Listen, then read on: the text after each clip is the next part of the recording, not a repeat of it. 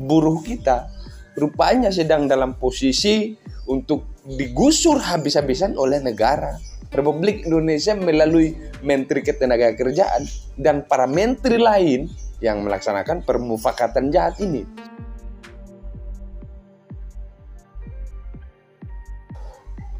Oke kasih, jumpa kembali bersama Henry Majid. Pada konten kita kali ini kita akan membahas mengenai buruh atas Blade, atas kebijakan yang telah dikeluarkan oleh Menteri kemarin terkait dengan upah minimum buruh pada tahun 2022. Persis pada akhir bulan ini, pada awal Desember nanti, akan ada regulasi baru mengenai upah minimum yang akan didapatkan oleh para pekerja kita, oleh para buruh yang ada di Republik Indonesia. Ada berita yang baru dirilis, ada press release berita yang baru dirilis oleh Ketua KSPI, oleh Ketua Buruh Indonesia, Said Iqbal, bahwa akan ada gerakan besar yang akan dilakukan oleh kaum buruh atas kebijakan yang telah dikeluarkan oleh Menteri Ketenagakerjaan dan juga para menteri yang diduga oleh Presiden KSPI, oleh Said Iqbal sebagai permufakatan jahat. Itu akan ditolak habis-habisan oleh para buruh, oleh para pekerja yang ada di Republik Indonesia. Minimal ada 4 alasan yang dijadikan sebagai dasar utama daripada para pekerja Indonesia, para buruh Indonesia untuk menuntut Blade yang telah dikeluarkan oleh Menteri Ketenagakerjaan. Yang pertama, bahwa berdasarkan kajian yang telah ditempuh, yang telah dilalui oleh para pekerja yang dikomandoi oleh Said Iqbal tadi, bahwa ternyata Blade ini mengandung unsur inkonstitusional. Oleh karena istilah batas atas dan batas bawah tidak ada dicantumkan dalam nomenklatur Undang-Undang Ketenagakerjaan. Itu yang menjadi kajian daripada teman-teman buruh se-Indonesia. Oleh karena itu maka 2 juta jadi digaransikan oleh komando daripada buruh Indonesia terkait dengan gerakan nanti yang akan dibangun, itu akan turun sebanyak 2 juta buruh yang telah dikonsolidasikan se-Indonesia. Itu bisa dibayangkan, bunyi juga itu. Kalau 2 juta orang, itu bisa full Jakarta Pusat. Tapi itu kemudian yang akan dikaji lebih lanjut lagi oleh menteri dan para menteri yang telah melakukan permufakatan jahat tersebut. Jadi atas kajian daripada teman-teman buruh, teman-teman pekerja, adanya batas atas dan batas bawah ternyata tidak disebutkan dalam kerangka Undang-Undang Ketenagakerjaan kita. Sehingga itu patut dinyatakan bahwa upah minimum tahun 2022 itu cacat secara konstitusi, artinya inkonstitusional.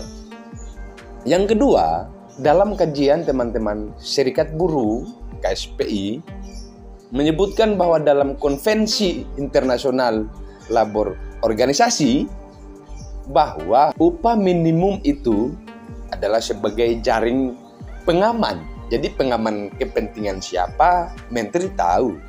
Jaring pengaman dari sebagai pemangku kepentingan terhadap apa yang menjadi keterkaitan dari kebutuhan yang disiapkan ketika upah minimum itu diteken, ketika upah minimum itu disahkan pada akhirnya, itu diduga sebagai jalur pengaman bagi para menteri yang mengatasi hal demikian.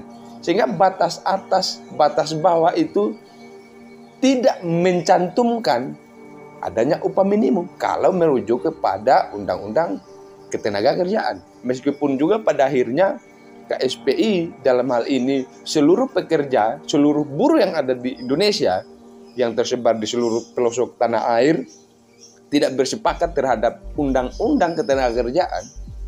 Tetapi dalam kajian misalkan kita bandingkan dengan undang-undang ketenagakerjaan, tidak ada menyebutkan. Nah ini juga dalam poin kedua juga ini sepatutnya kita giring opini pada pembahasan bahwa undang-undang yang dibuat, belit yang dikeluarkan oleh Menteri Ketenagakerjaan itu juga cacat hukum. Karena tidak ada prosedur yang dipastikan. Jadi tidak terverifikasi dalam undang-undang ketenagakerjaan. Lalu pada akhirnya undang-undang ini cacat juga.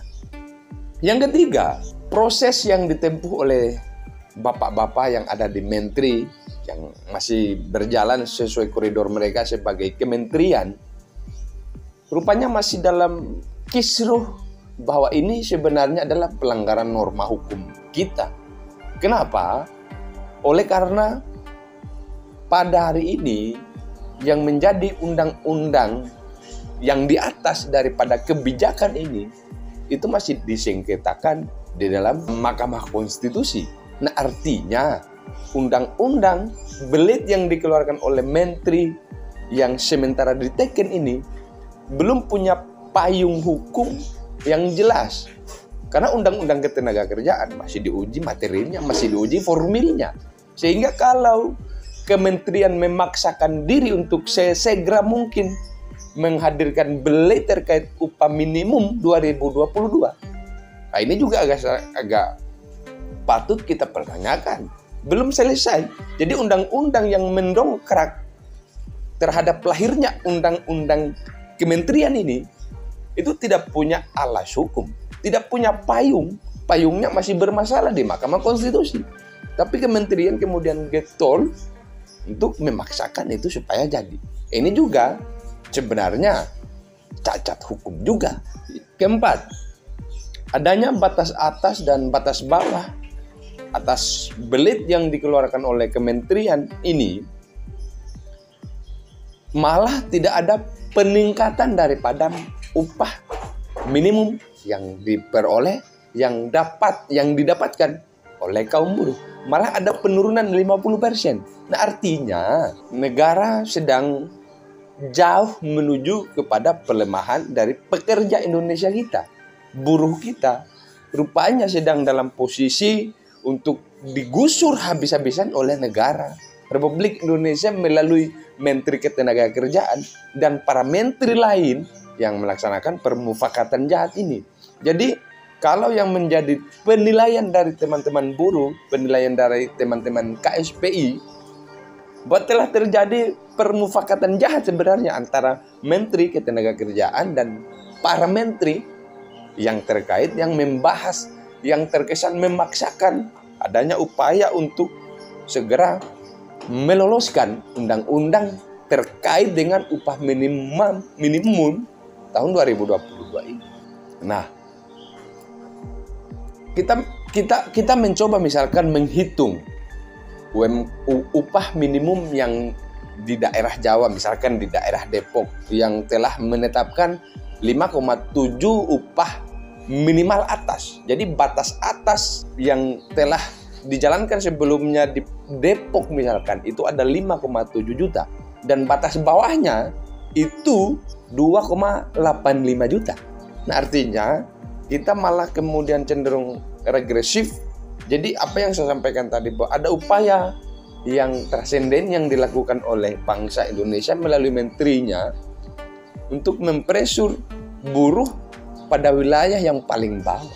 Nah kan pekerja Indonesia kita boleh jujur-jujuran betapa kita tidak dibekali dengan soft skill sehingga kita kemudian selalu cenderung kerja pada wilayah-wilayah kerja kasar, pada wilayah-wilayah yang tidak kita bisa jangkau dengan adanya undang-undang yang telah diputuskan oleh kementerian.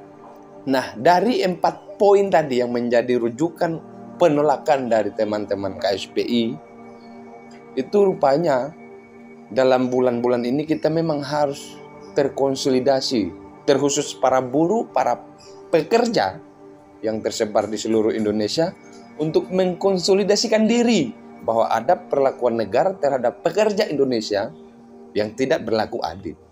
Sehingga 2 juta orang, 2 juta nanti masa aksi yang akan turun ke lapangan untuk menuntut adanya undang-undang, adanya belit kementerian ini, itu patut diselenggarakan dan patut sebagai anak bangsa harus juga kita suarakan membela kepentingan para buruh.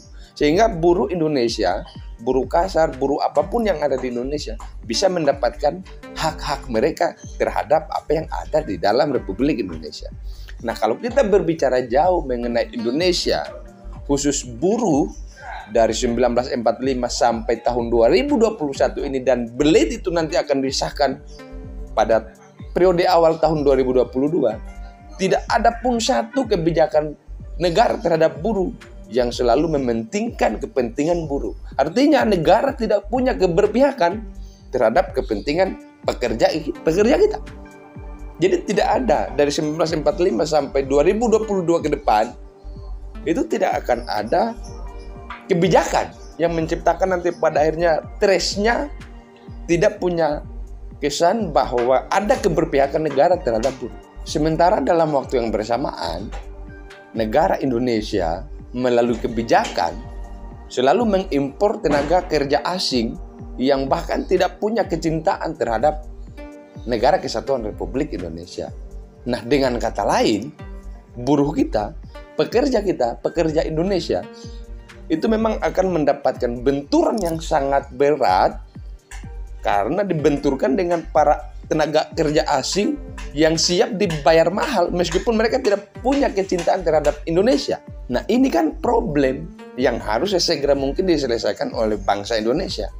Sudahlah, tenaga kerja asing boleh masuk ke Indonesia, tapi dengan satu syarat, bahwa tenaga kerja Indonesia, bahwa pekerja Indonesia, bahwa buruh Indonesia juga harus dijamin kesejahteraan mereka, juga harus dijamin bagaimana hidup yang layak untuk mereka, untuk anak istri mereka. Tiba-tiba kita berpihak terhadap tenaga kerja asing, tapi kita abai terhadap kepentingan para pekerja kita.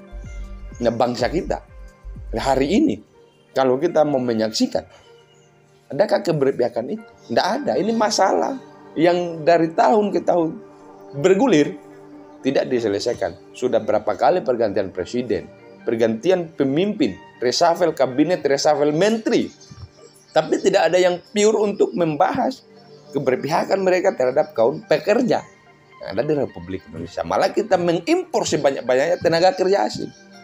Nah, bagi saya, kita harus memang kemudian mendukung apa yang menjadi langkah yang telah dilakukan oleh KSPI yang ada di Republik Indonesia untuk menjamin adanya keberpihakan negara terhadap pekerja Indonesia.